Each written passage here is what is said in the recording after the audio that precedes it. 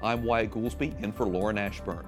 President Trump warns North Korea America is locked and loaded, ready to defend itself from any threat. This just 2 days after North Korea laid out its plans to launch missiles towards the U.S. territory of Guam. Correspondent Mark Irons is following the war of words from the White House. Good evening, Mark. Good evening, Wyatt. President Trump says he's not daring North Korea to launch an attack. He just wants to make it clear they better not. He's not getting away with it. It's a whole new ballgame. The president delivering a bold warning to Kim Jong-un. He should not provoke America. He does something in Guam, it will be an event the likes of which nobody's seen before, what will happen in North Korea.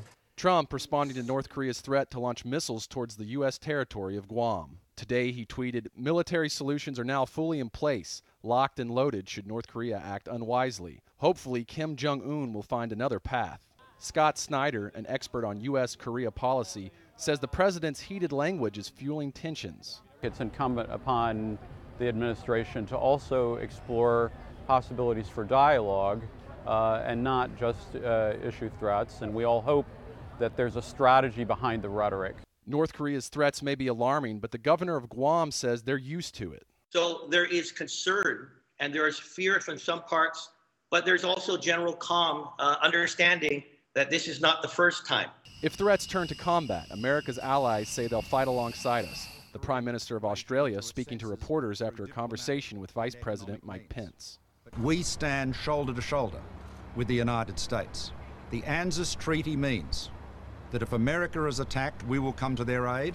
A former Vatican diplomat doesn't want it to reach that point. Archbishop Silvano Tomasi calls for dialogue and negotiations, telling Vatican Radio, "The way of conflict is always the wrong way."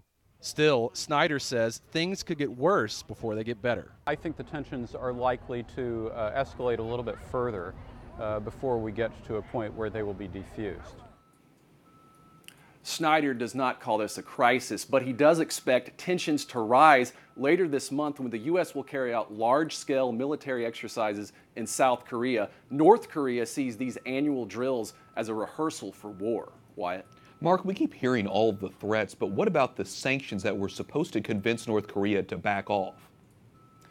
The president meets with UN Ambassador Nikki Haley today. She played a large role in negotiating those sanctions. Now, Scott Snyder, the North Korean expert that we spoke to in our story, says sanctions could be effective, but reminds us that North Korea is a master of finding ways around those sanctions.